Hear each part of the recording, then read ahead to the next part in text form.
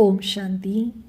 आज अमृत वेला की पवित्र घड़ी में मैं आत्मा अपने अंदर शांति से बैठकर अपने आप की सुरक्षा के बारे में सोच रही थी। तभी ऐसा अनुभव हुआ जैसे मेरे परम रक्षक शिव बाबा सामने आकर मुझे बहुत सुंदर बातें समझा रहे हैं। बाबा ने प्यार से कहा, मीठे बच्चे, योग ही तुम्हारा सच्चा सुरक्षा कवच है। बाबा ने प्यार से कहा, मीठे बच्चे, योग ही तुम्हारा सच्चा सुरक्षा कवच है।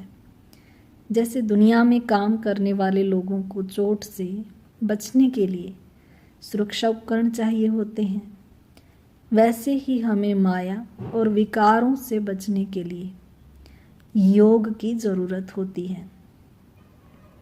जब हम अच्छे और पवित्र संकल्प रखते हैं तो हमारा मन सुरक्षित रहता है।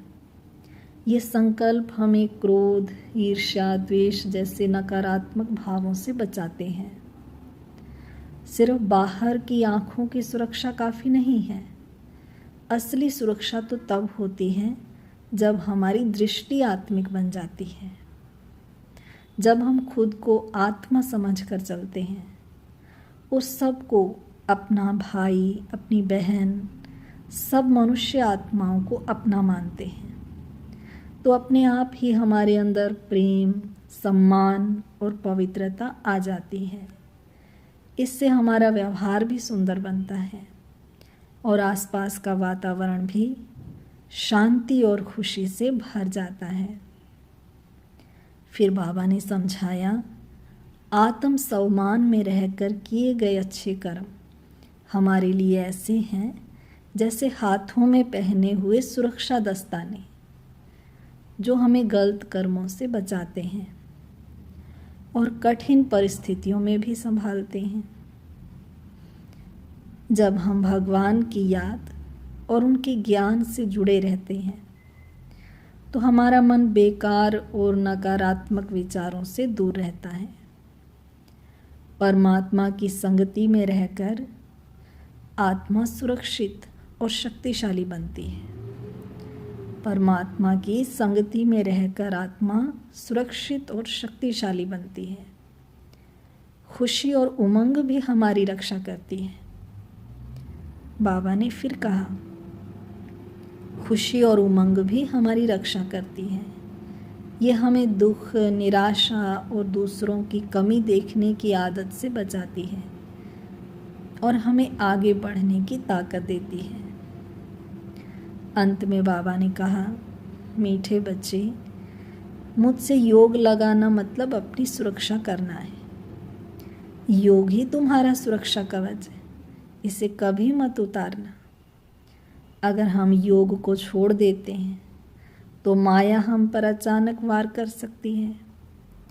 इसलिए हमेशा याद रखो, मन मना भाव, यानी मन को हमेशा परमात्मा से जोड़कर रखना। मन को हमेशा भगवान की याद में लगाए रखना। बाबा ने फिर मुझे समझाया, मीठे प्यारे बच्चे, तुम सब फरिश्ता से देवता बनने वाली रूहानी गुलाब आत्माएं हो। बाबा ने हम बच्चों को रूहानी गुलाब बनाया है। बाबा ने हम सबको बड़े प्यार से चुनकर एक ही बगीचे में इकट्ठा किया है। अब हमारा काम है कि हम खुद खुशबूदार फूल बने और अपनी रूहानी खुशबू से दूसरों के जीवन को भी महकाएं। भगवान का बनना यानी एक विशेष आत्मा बनना। मैं कोई साधारण आत्मा नहीं हूँ, मैं बहुत सौभाग्यशाली आत्मा हूँ जिसे स्वयं भगवान ने अपना बनाया है और विश्व सेवा का सुनहरा मौका दिया है। फिर से याद करें, मैं कोई साधारण आत्मा नहीं हूँ, मैं बहुत सौभाग्यशाली आत्मा हूँ जिसे स्वयं भगवान ने अपना बनाया है और विश्व सेवा का सुनहरा मौका दिया है। इस सृष्टि का पूरा खेल हम मनुष्य आत्माओं पर ही आधारित है। हम ही इस जीवन रूपी रंगमंच के हीरो हैं। जब हम आत्माएं नीचे गिरती हैं, जन्म बाई जन्म, जब हमारी शक्तियाँ कम होती जाती हैं, तो हमारे अंदर की अशुद्धता पूरे संसार और प्रकृति को भी प्रभावित करती है।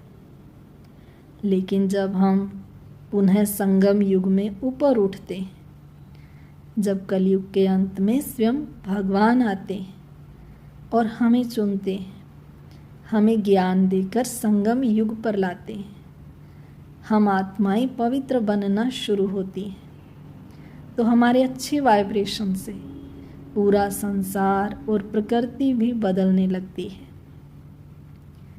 मीठे बाबा, हम सभी आपकी संतान हैं, परम धाम के रहने वाले हैं और आपके श्रीमत पर चलकर पवित्र जीवन जीने वाले श्रेष्ठ आत्माएं हैं। बाबा, आपकी संगति से हमारे अंदर के क्रोध, ईर्ष्या, द्वेष और घृणा जैसे बुरे संस्कार अब खत्म हो रहे हैं। बाबा, अब उनकी जगह शांति, प्रेम, सुख और आनंद के अच्छे संस्कार आ रहे हैं। मीठे बाबा, आप हमें इतना सुंदर बना रहे हैं कि हम भी आपके जैसे बनने के योग्य हो रहे हैं। हमें यही लगन रहती है कि हम भी भगवान समान बने। हमारा यह आत्मिक परिवर्तन सिर्फ हमारे लिए नहीं है, यह पूरे संसार के परिवर्तन में योगदान दे रहा है। जब हम श्रेष्ठ बनेंगे तो दुनिया भी अपने आप श्रेष्ठ बनने लगेगी। ये बहुत बड़ी बात है कि जब हम श्रेष्ठ बनेंगे तो दुनिया भी अपने आप श्रेष्ठ बनने लगेगी। हम उड़ते हुए फरिश्तों को देखकर दूसरी आत्माओं के मन में भी यह इच्छा जागती है कि वे भी नीचे से ऊपर उठें और फरिश्ता बनकर देवता बने और सभी देवता बनकर स्वर्णिम दुनिया सतयुग में आई। अब हम आत्माएं ज्ञान और योग के पंख लगाकर अपने परम पिता शिव से मिलने की ओर बढ़ रही हैं। कहा जाता है, चढ़ती कला तेरे भाने सर्व का भला। तो ऐसी सुंदर वार्तालाप और इन सुंदर अनुभवों से मन भर जाता है और आत्मा आनंद से भर उठती है। दिल गाता है, शुक्रिया बाबा, शुक्रिया, थैंक यू बाबा। ओम शांति। ऐसी ही प्यार भरी भगवान से मीठी वार्तालाप करने और सुनने के लिए इस चैनल से जुड़े रहें और लाइक सब्सक्राइब करते रहें, ताकि आप भी भगवान से मीठी रूह रिहान का आनंद लेते रहें।